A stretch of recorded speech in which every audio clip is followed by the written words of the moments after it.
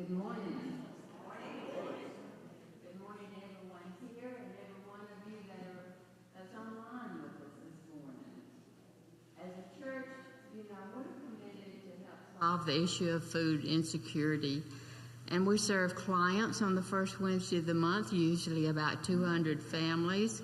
We take food to the AHEPA Senior Living Centers in Hoover. We deliver backpacks to children. And we're successful in all of this because of our relationship with the Community Food Bank. And that's why they're here to talk with us this morning, to help us understand this problem and let us know what we can do, what you can do, what we can do as a church. And I'm going to introduce Patrick Mccluskey. He's the Senior Operations Officer, plus he's the Mayor of Homewood. Patrick.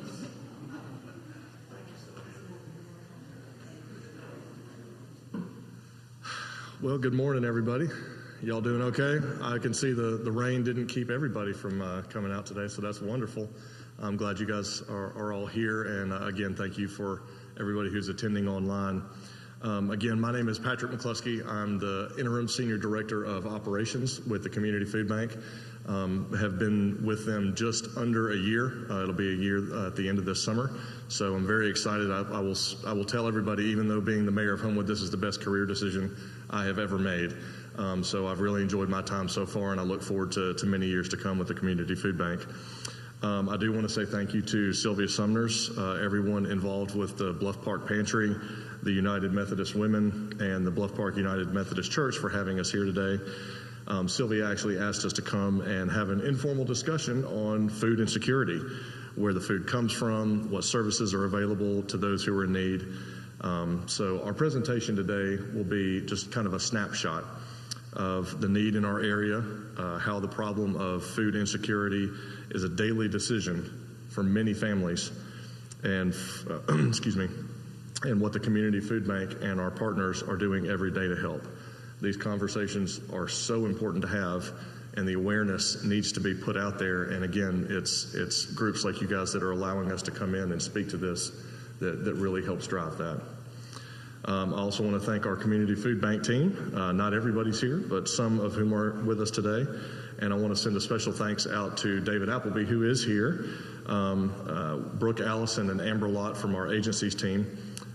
This team has actually grown more than double in the last year, and it's because the needs of our communities continue to grow. And we recognize that in order for us to be able to reach more communities, we had to expand our employers as well, our employees as well. They, along with our entire Community Food Bank team, work tirelessly every day to help open more partner agencies, spread the awareness of food insecurity, and offer help to those suffering from a lack of food. I appreciate this very much, and I'm excited to see the progress we've made in such a short time. So we will get to this presentation. Can everybody see the presentation behind me? Make sure this clicker works still. Perfect. So here are the questions that we have to ask ourselves every single day. What does food insecurity look like? How many people does it affect in our neighborhoods? What is the Community Food Bank doing to fight hunger? And what can you do to join the fight? Again, these are questions we ask ourselves every single day before we come into work. And of course, the search is for those answers. Oh, that's right, I got to point the clicker back there. Sorry. So if you look at this slide, you'll see that this is about food insecurity itself. 14.7% food insecurity rate, and this is within our area. So we cover 12 counties, which you'll see in an upcoming slide.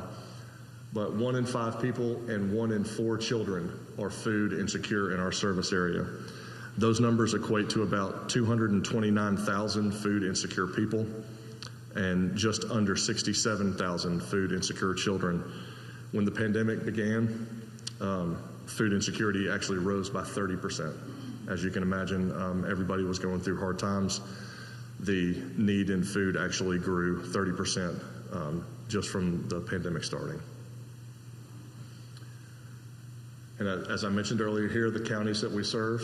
I don't want to read all of them off to you. You guys can read them there on the screen. But we do have a 12-county area, and we have roughly, I think the last count was 42 employees. Is that right? 42 employees for that 12-county area. So, of course, we have to partner with different agencies like yourselves and many other partners, whether they be retail or anybody dealing with our agency network or program sites, to be able to feed the need in those 12 counties. There's no way that 42 people could do it on their own. We need as much help as we can get, so we certainly appreciate everything, of course, that Bluff Park's doing and all of our other partner agencies.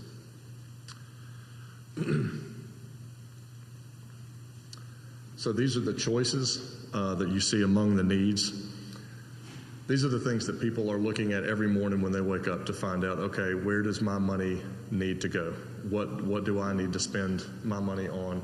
And food, of course, is number one, but medical care, utilities, transportation, rent, housing, and educational expenses. So a lot of time people are having to make that difficult decision about, do I need to pay for food, or do I need to pay to put gas in my car to be able to get to work so that I can then make more money? So a lot of times food actually gets put to the bottom of that list above medicines or things like that. So we have to be able to feed that, fill that need, fill that gap with food. So that's why we have, again, agencies and we all have jobs with the Community Food Bank, is to try to make that choice not as difficult for people so that they have the food that they need and they can use their money for other more important things. Food insecurity or lower income families are often put in those situations, and again, they're forced to make those decisions.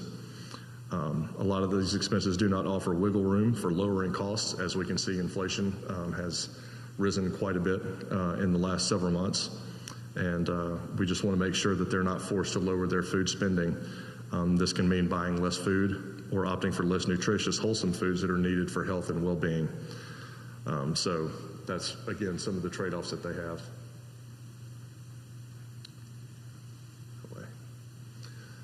So people may be nervous to talk about food insecurity, but we have to reassure them, and you guys have to reassure them, that we are here to support them. It is okay to ask for help, and it doesn't affect any benefits that they're already receiving like they do through SNAP. It is important to remember there are very many circumstances. Just as important as providing food is supporting the people who are in need. Our goal isn't to give them just nutrition, but to support them with kindness, that they may need help to get them through these tough times. Reassuring families and creating a safe space is just another part of what we aim to do at the Community Food Bank. A couple of the newer programs that we've actually put together, two of them that we're very, very excited about, is we actually have a children's hospital referral program that we just started about a month ago. David, is that right? Just about a month ago. So we have a group from the social work department at Children's Hospital who actually, together with the Community Food Bank, created a referral form. So when a family comes into the Children's Hospital and they designate themselves as food insecure, they will fill out this form. The Children's Hospital will then reach out to the Community Food Bank.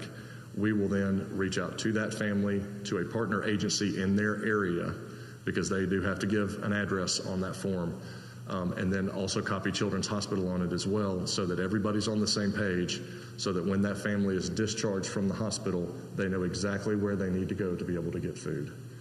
It's been a wonderful program. We've helped over a dozen families now, and again, that's in less than a month's time. So the need is out there, but we have to try and find where those solutions can come from. And this is one of those programs that we're very, very excited to start off with. We're still in the infancy stage right now. There are only a few zip codes right now that Children's Hospital wants to work with, because they want to make sure that the program is going to work. Now that they're seeing the success from it, I think you'll see those zip codes continue to increase, because Children's Hospital doesn't just get children from our area and families from our area. They're coming from all 12 counties that we service.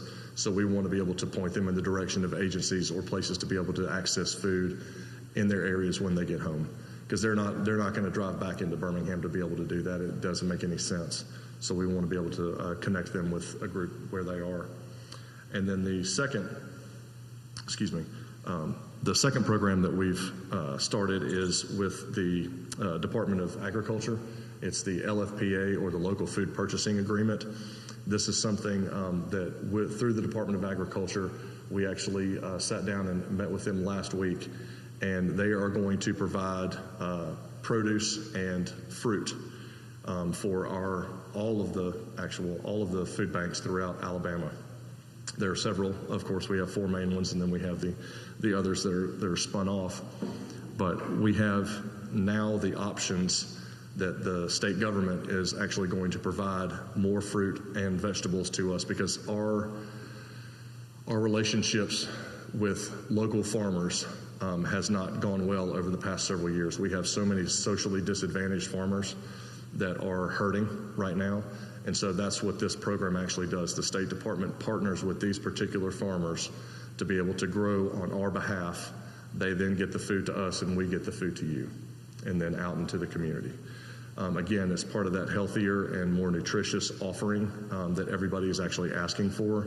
A lot of our agencies have reached out and said, hey, we need, cereals and everything are great, but we have to have some healthier options. So, how can we partner with those local farms to be able to provide that to us? And that's what the Department of Agriculture has done. So we're very excited about that program. We probably won't start seeing that food until the end of summer. They're just now starting this program. We actually just got approval last week. But you'll start to see, I think it's a truck every 2 weeks that we will be getting here in Birmingham at the Community Food Bank.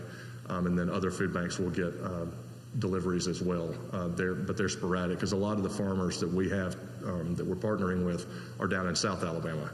So it's a little bit more of a drive to get the food up here. So there may be some counties down in Alabama that may get a little bit more of the allocations for the fruit and produce, but we're going to be able to get quite a bit as well here in Central Alabama. So we're excited about that program.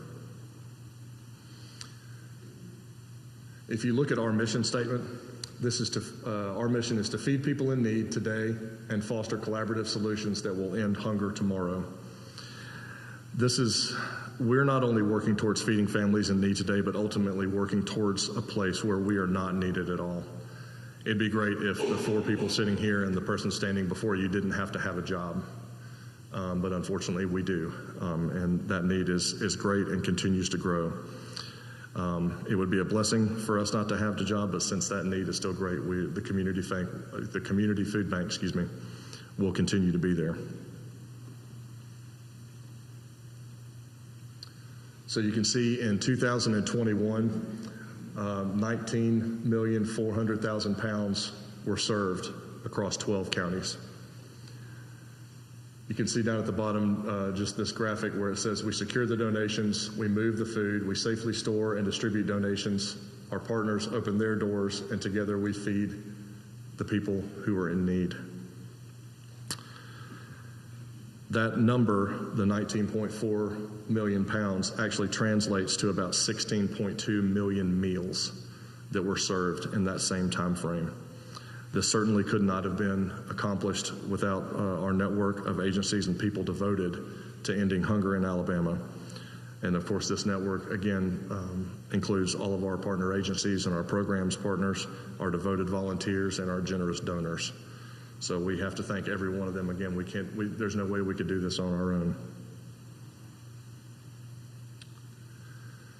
So again, for our area, there are 229,000 food insecure people in our area, and there's 39 million meals per year is the estimated needed. This is to fill the gap based off of the numbers that you saw that we served from 2021 to the numbers that are needed. That is a large, large gap that we are trying to fill. And the more donations that we have, the more awareness that we have about food insecurity, the more partners that we can garner through our agency's network and our programs partners network, the more people we can feed and hopefully start to shrinking that number down so that we're not as far off as we are. But that 39 million meals would meet the need of every person in our service area.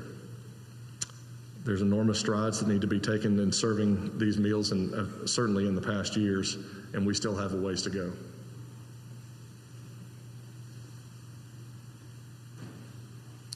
So essentially, this is a slide that tells you how we work at a glance. A lot of people may have toured the Bluff Park Food Pantry downstairs. I actually got a tour of it this morning, so thank you, Sylvia, for allowing us to do that. I know David's very well aware of it as well. But this just gives you an idea of exactly how the community food bank works. So food is donated at a donated or purchased at a low cost from suppliers, community partners, and the federal government.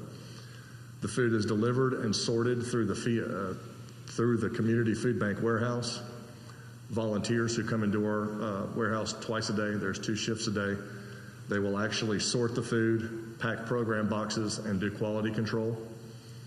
And then every morning, our trucks distribute the food to our partner agencies, or the partner agencies come and pick it up from us, who then give it to those in need in their area free of charge.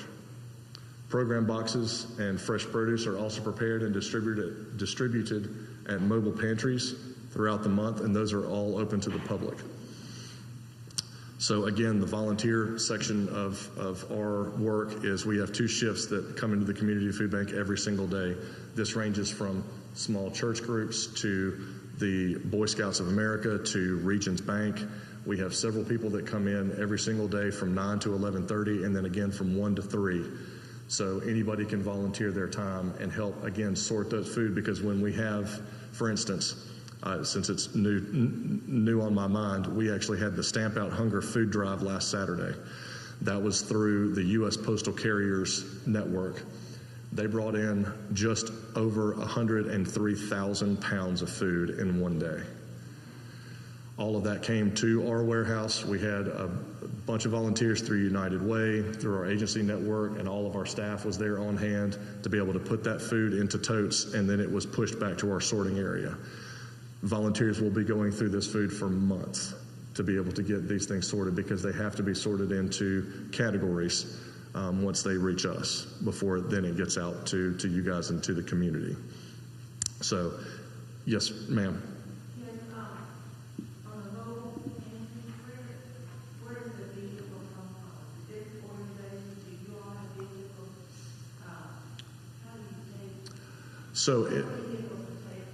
Sure. So to give you a quick answer on that, it's not necessary. When you think of a mobile pantry, some people think of it's a food truck that folds down and has produce and things like that on it. That's actually not what it is.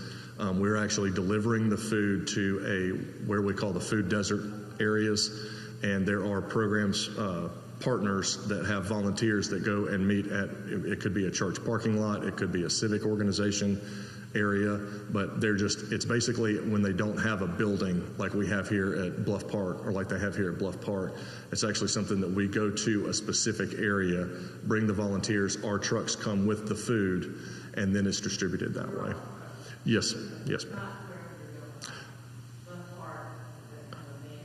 Correct. Yeah, these mobile pantries are different actually than our agency network. So you'll see, and Sylvia, she's more than welcome to explain how she does things if she comes back up here. But essentially, when you're coming to Bluff Park, people are coming through and they're doing the drive-through method now. They will do the same thing at these mobile pantries, but it will be something that we're actually going to them there, because there's not an agency in that particular area, if that makes sense.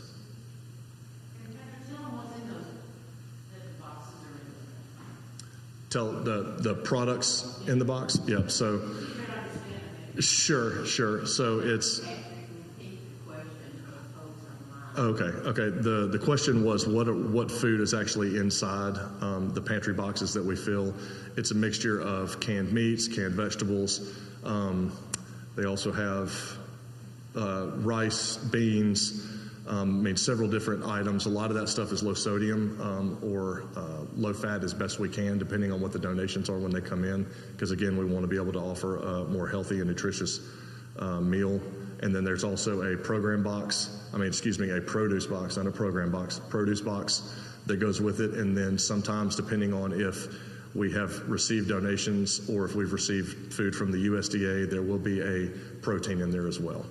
Whether it's a frozen ham, frozen turkey, chicken, things like that. So, and that's what will come in those program boxes. Make sure I'm not skipping over anything. So again, you'll see our inventory, and these are 3 of the 4 ways that we actually receive food at the community food bank. One is through the government, that would be our USDA partners. Purchased food is something that we have to do, and as you can imagine, we're having to do a lot more now than we were before. Our USDA numbers, we used to get roughly, I believe they said about 2 years ago, we were seeing about 7 trucks a week, so about 1 a day, roughly, in USDA food that was coming in. Now we're seeing one truck a week, maybe 2 trucks a week. So that government assistance through USDA has gone down across the country. It just has. So we're having to procure more food on our own. We actually have a new person that will be coming online with the community food bank who is literally a food buyer to be able to come in, because we do have relationships with several different partners and vendors that we can purchase food from, but because we're having to increase that number on a daily basis to be able to feed the need that you saw, we're gonna have to reach out to more people and be able to procure more food. Again, that's why we think the LFPA with the produce program is going to help us a lot, because the partner that we had for produce, we were getting 2 trucks a week of 2 full truckloads a week of produce. That's now been cut back to 1. So again, we're having to do a lot more on our end to be able to secure the food, but we're doing it every single day, and we're really, really proud of the effort that has gone into it. So we're excited. Yes, ma'am. Yes, ma'am. Yes, ma'am, through the USDA. So again, these are as you can see, the overwhelming portion of this food is through retail and public donations. And when we say retail, those are our reclamation partners. So we have partnerships both through Feeding America nationally, with groups like Publix and Walmart and Trader Joe's, Aldi, groups like that, but we also have partnerships with local grocery stores, whether it be Piggly Wiggly or the A&G stores that are out in some of our outer-lying counties. They actually have reclamated food that they will donate to us. So our trucks actually go out to these stores, and we have partnerships to be able to pick that food up, or they are directly related to one of our agencies in those areas. So if we have an outer-lying county like Calhoun, Clay, things like that, they actually can partner. We will set them up with a partner agency in that area to where that partner agency can go collect that food directly and then report the pounds back to us, because we have to report all those pounds to Feeding America to make sure that our contract, or that we're still in the good with our contract. But those partner partner retailers are vitally important to what we do every single day. They give us so much food. And then again, the public donations, so anywhere from a Girl Scout troop who's done a small food drive in their area to the one that I mentioned earlier from the U.S. Postal Service that brings over 100,000 pounds. So we're very excited to see a lot of food drives have grown. Our food drives have grown in the last couple of years. Sarah, who's actually sitting here in front of me, is in charge of our food drives now. She's doing a fantastic job working with groups like the Barons, the Birmingham Bulls, groups like that, to be able to raise awareness of food insecurity and then have a drive at the same time to be able to bring pounds in. So we're very, very excited about that.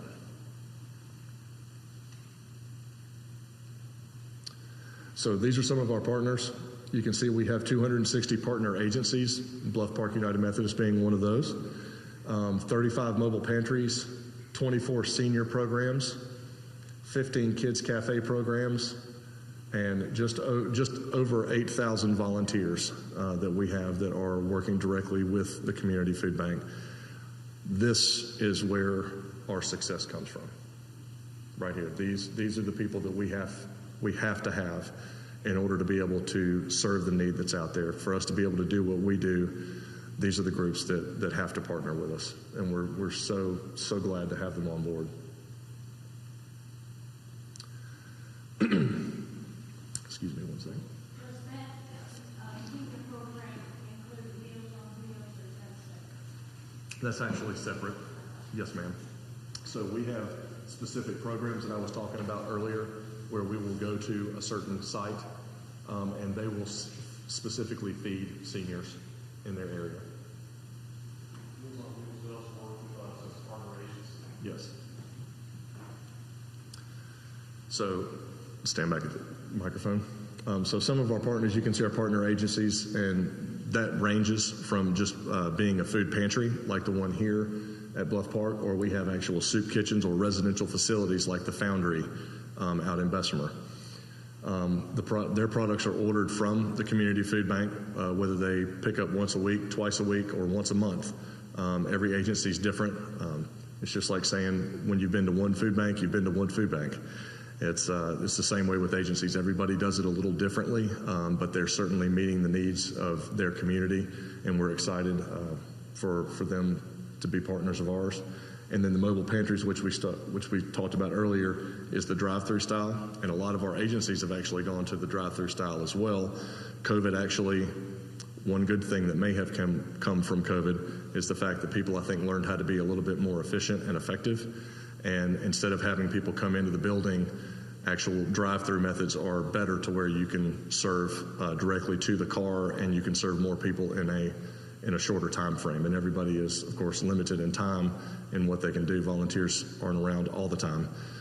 So we're very excited to see our mobile pantries continue to grow. And those boxes are actually built by the community food bank and by our volunteers that come in. Again, not only are they sorting when they're coming in, they're actually building boxes in the back of our warehouse. So if there are times when you want to come volunteer or actually just come in for a tour, we'll be glad to show you those. That's actually part of the tours that we give, is to let everybody know exactly what we're doing and how we're building those boxes inside our warehouse to be able to feed those in need through our mobile pantry programs. Yes, ma'am. You know anything in particular related during the summer? I don't know the school system as far as meals for the children. Yes, ma'am. We have a summer meals program that's part of our programs partners. And we actually have 4 new schools this year that are actually staying open that were not open last year because, again, they see that the need is there. So they will have summer meals that are provided to them, and they are actually prepared meals versus just boxes of food, because it turns out, I think they learned several years ago, I think it was through a backpack program, that sometimes that food may not have gotten home. And so they want to make sure that those children are being fed, and they wanted to make sure that the meals that they had were prepared for them. So we actually had one of our groups or one of our partners who actually prepared that food up in North Alabama shut down their kitchen. And so we were really nervous about this coming summer and being able to provide the food that we needed to. And luckily these schools took aim at it and said, okay, you know what, if they're not going to be able to do it, we're going to partner with you. We're going to be able to get this done. So luckily our summer program, I believe, is actually going to grow over what it was last year when we actually thought it was going to be really down. So it's a blessing. Let's just say that. So we're excited about that. Do the children have to go to the school for meals or they delivered? It will be at, I'm going to step to the microphone. It will be at the school. Yes, ma'am. That is correct. I don't know. That's a difficult question because a lot of people are, again, hurting right now, may not have the ability to get to an area where they have food, but it is in our process that we're actually taking it to the schools, and then everybody meets there. It's just easier because they have the kitchens and they have the abilities and the space to be able to do it. Unfortunately, we'd love to be able to have trucks and vans to provide the need and the transportation for everybody, we just don't have that.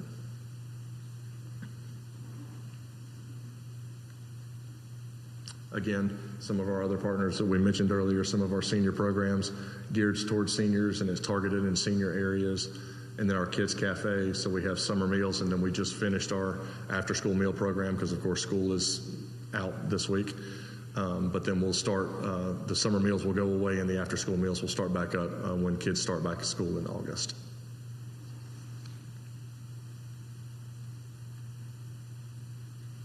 So here's a quick snapshot of Bluff Park. Yes, ma'am.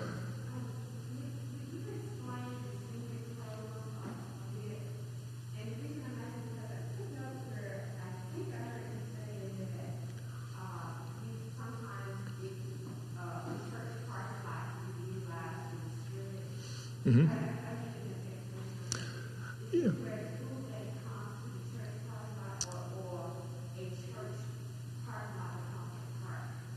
So there are two different ways. So the description of the question I think you're asking is, what's the difference between an agency, a partner agency like we have here with the Bluff Park Food Pantry, and then a mobile. Correct. But there's also a mobile pantry. So this is essentially programs where the boxes are actually built by the community food bank, because the boxes and things that are donated here to the community through Bluff Park, they're actually building everything here. They're ordering the food from us, but they're building the boxes and the bags, whatever it may be, here, and then donating to those that come to their once a month distributions. The mobile pantries are something that we're seeking outerlying areas that do not have a church like Bluff Park in their area to be able to serve the community. So we will take our staff and volunteers out to that area. We will ask if a church or a civic organization or anybody with a large parking lot has the ability to allow us to come in for an hour and a half to be able to serve as many people as we can in that community. And when I say senior programs, a lot of areas are, they have a lot more seniors than they do children in particular areas, outerlying counties, things like that. So that's where that senior program will be focused. So we're actually looking at, where those areas are based off of information that we've received and statistics to be able to say, okay, here's a community that has a lot of elderly citizens, and they have a very large number of food insecure people. So we will go out there specifically with our senior program group and do a mobile pantry out there. Does that answer? Okay.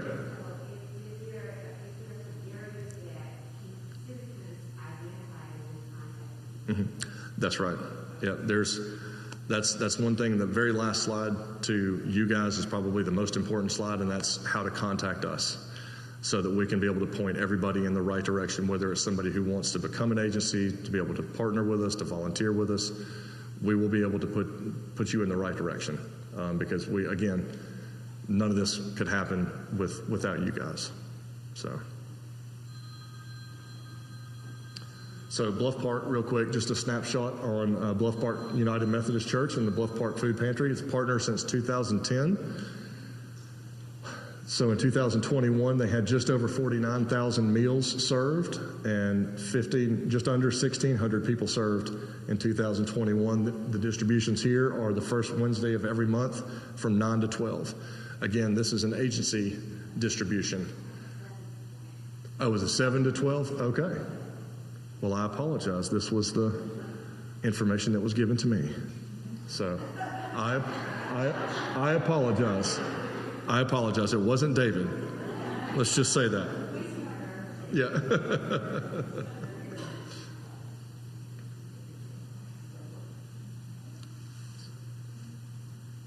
Okay, perfect. So individual contributions, we've talked about this several times. Volunteer, host your own food drive, whether it's just a food drive in on your street. We see several people that will do them, have a block party, and for everybody to come in actually brings a couple of cans of food, or partner with one of your sports teams, one of your local sports teams. If you're going to a Hoover High School basketball game, or you're not going to go to Homewood, that's okay.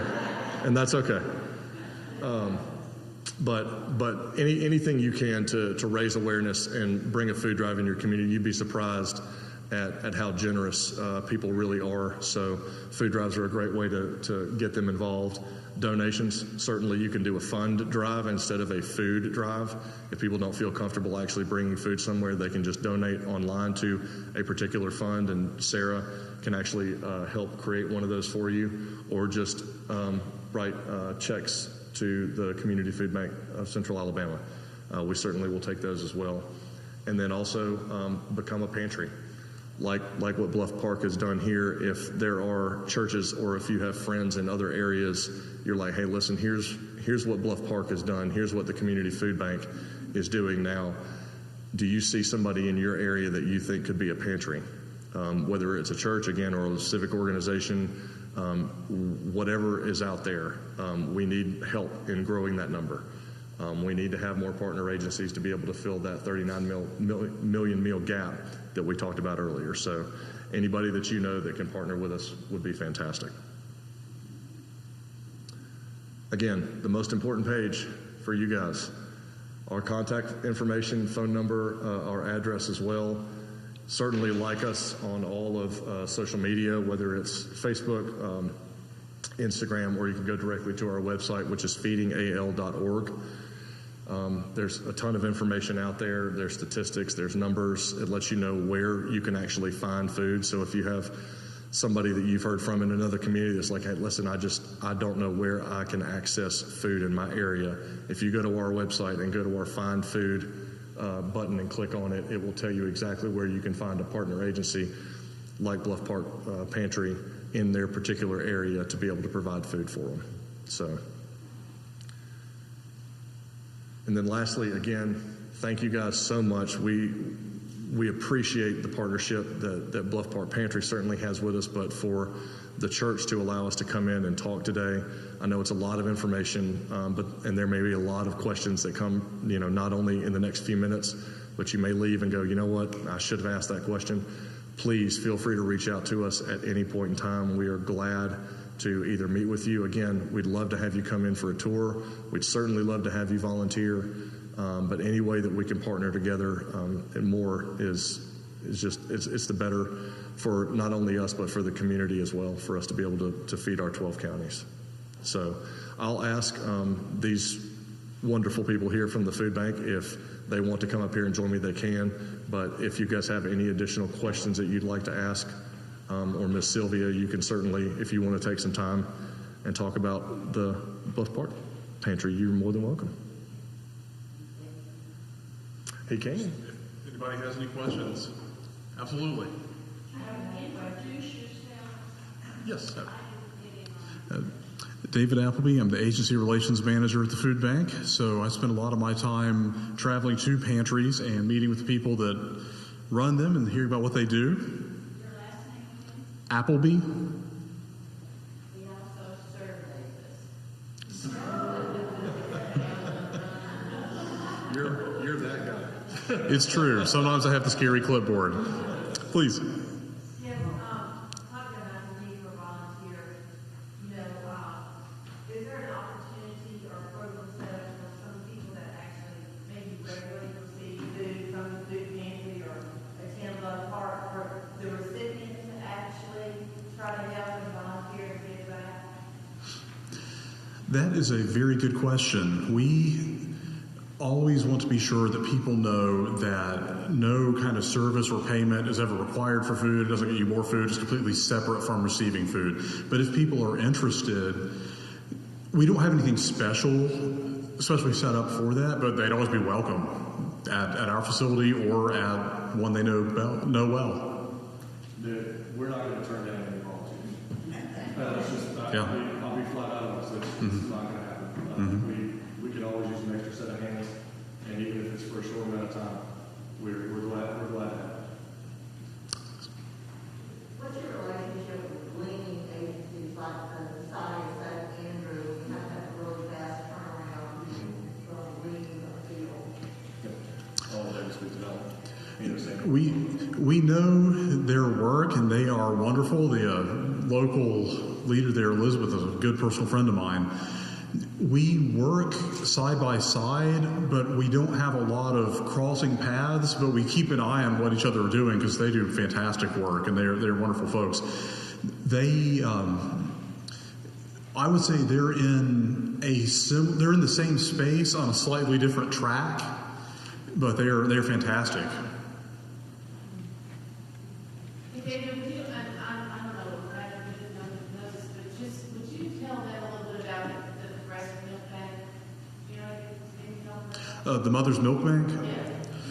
Mother's Milk Bank, And correct me if I get off course. As I recall, I believe the Mother's Milk Bank was originally started as an initiative of the food bank and eventually became its own 501c3. It is currently in our same facility and led by Christina Hopchi. And they serve mothers who find themselves in need of bottled milk. I believe it's prescribed. And so they are a wonderful facility. They have their own lab where they're pasteurizing and they are preparing based on certain nutritional content requirements. So they're good friends and allies of ours for helping with infants. They're only one out of 12 in the whole country? Only 1 out of 12 such facilities in the country. Thank you. It's very, very unique. Mm-hmm. And they supply all the area hospitals, like, Alabama, supply the NICU with, They have partnerships with all of the local hospitals, Children's Hospital, UWIF, all throughout Alabama, and they provide all the NICUs with breast milk, so they keep them, so that the babies are there. So I think they do all of Alabama, from what I understand, since there's so few in the country. But they are wonderful. They work hard. Yeah, they do. And this is Jillian Presley, by the way. I'm Jillian Presley. I'm the director of finance. So, and thank y'all for having us here. I think all of us, we just want to share our passion for what we do every day. Any other questions? And again, if you can't think of them right now, think of them later. I promise we'll be able to answer.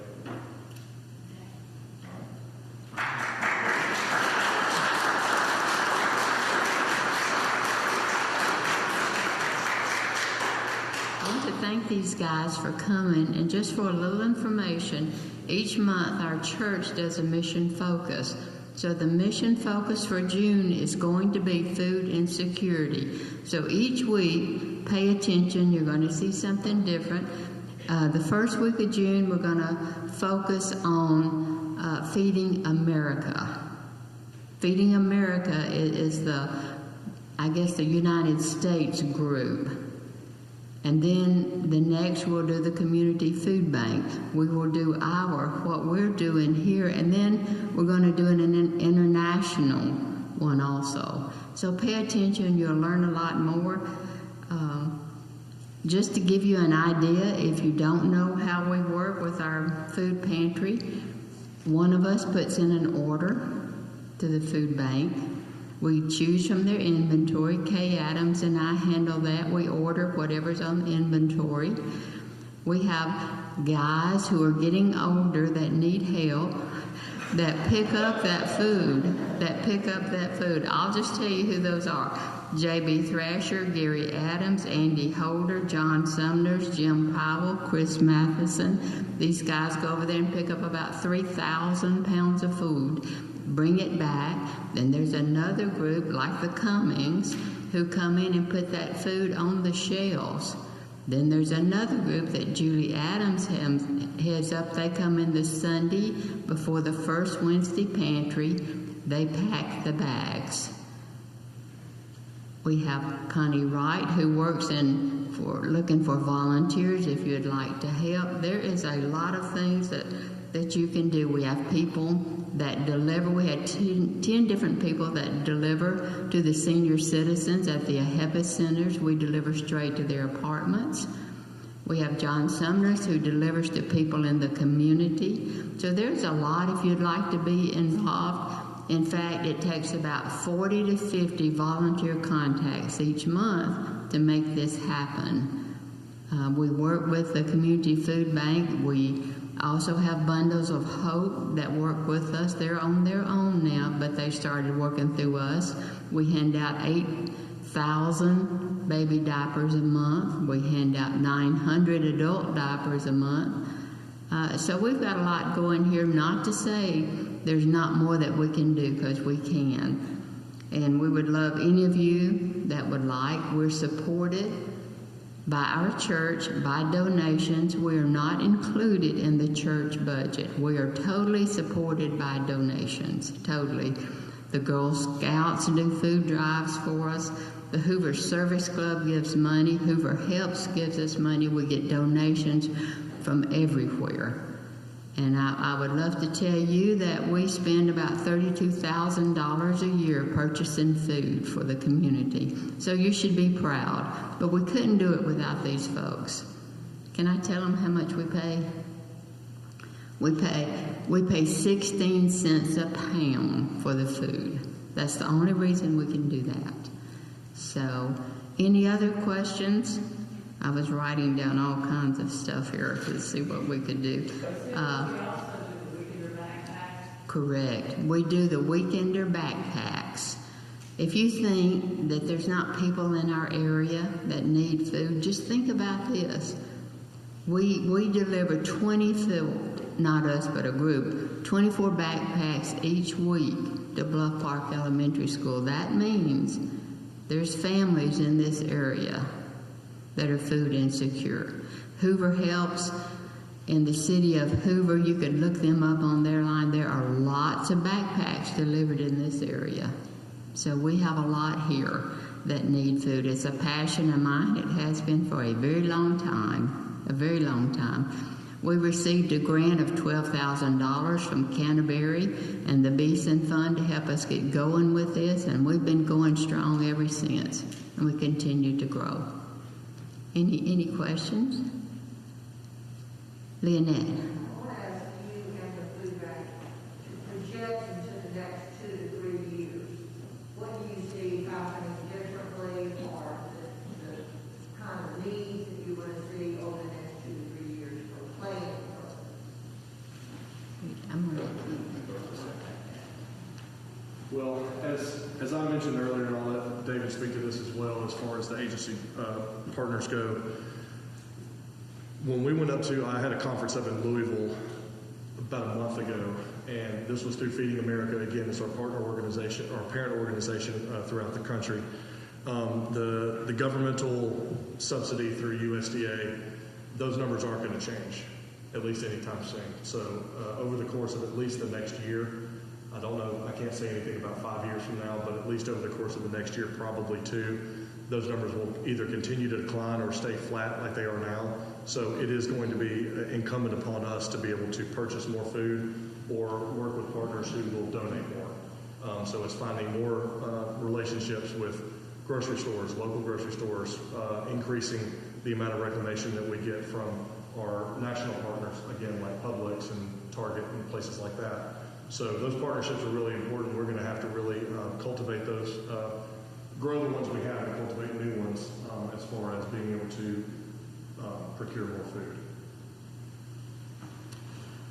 I would add just that we talked about, say, roughly 230,000 people, I believe, that are food insecure, and through our agencies, we are around 100,000 a month. Sometimes lately it's been closer to 120,000. A huge number being served, and a significant number left to go. So when new pantries or soup kitchens or other organizations join us, we usually ask them to have been, we used to say 6 months, and due to COVID we lowered it to been in operation at least 4 months, have a volunteer base. So we need to be sure that we are helping churches and community organizations that want to start a pantry, help them get off to a good start so they can come back after a couple months and say, here's what we have done, we want to join you and serve our region. So a way we're going to try to impact the remaining number we need to get to is by helping seed and grow new pantries, finding new stores like we talked about, and raising awareness so that we have more volunteers everywhere. So these are all huge targets we're thinking about right now.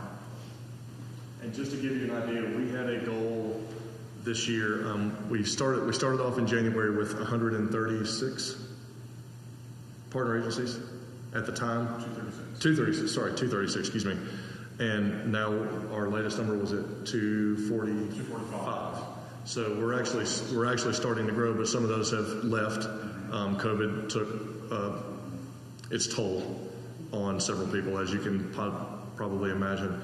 But we've been able to grow that agency's number, and we're actually looking at some of those outerlying communities. So we've actually, as I mentioned earlier, we've grown our team as far as the agencies is concerned to actually have another person who's actually out on the road trying to cultivate those relationships with new agencies out in those outerlying counties to help grow those needs, because a lot of that need that we see is coming from those outer areas because they have nobody except for the mobile pantries in those areas. So that's why we have a complete and total focus, and our goal for, I believe, 2020, the end of 2023, is to be at 300 partner agencies. So to be able to grow that number by at least another 50. Yes, ma'am. When you're talking about volunteers, I know some school systems, they require students to have before they graduate so many hours of community service. Mm-hmm. Do you all partner with any of the different school systems in the area as far as educating, going into the schools and educating the students, maybe the counselor or the students, about this is an opportunity to volunteer and get some of their community service hours? Sure. Sarah, do you want to talk to that? Sure. Okay. Hello, everyone. I'm Sarah Roberts. I am the Community Engagement and Events Coordinator, so I actually do the food drives, food and fun drives that Patrick was mentioning earlier. But I have also, I'm fairly new at the food bank. I've been there since February, Valentine's Day, to be exact. And I've done a little bit of the volunteering, working with that and getting people scheduled and such. And we do not currently have someone in the schools talking with the counselors. And we do have several that come from high schools. I think what I've seen most of is the colleges, Birmingham, Southern, UAB, such like that. They'll come, groups will come in, but then also individuals that need that community service. We would love to expand and be a little bit more educational into the schools, and that is definitely a long-term goal, as you were just mentioning, but we are not there yet currently. So, any other questions?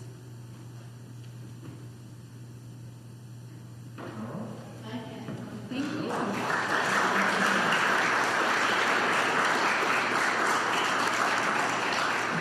Just to answer your question, we do have kids coming in working with us for their hours. Sylvia, if people here or watching online, if they are interested in volunteering, would you give like any information who they need to contact or how they need to get in touch? Connie Wright is the person. Currently, we're not on the church website right now. It's being put up. But if they would contact, I tell you what, we'll have Christy put it on the Facebook, if that's okay with Connie. If you would like to help. We're always needing help. Particularly in July, because a lot of them are going to be gone. So many people would like to help probably, but don't know how. That's true. That's true. All right. Thank you so much. And just a reminder, we're making sandwiches downstairs, speaking of food, for Church of the Reconciler if you have time to help. We're doing ham and cheese sandwiches. Thank y'all for coming. Bye-bye.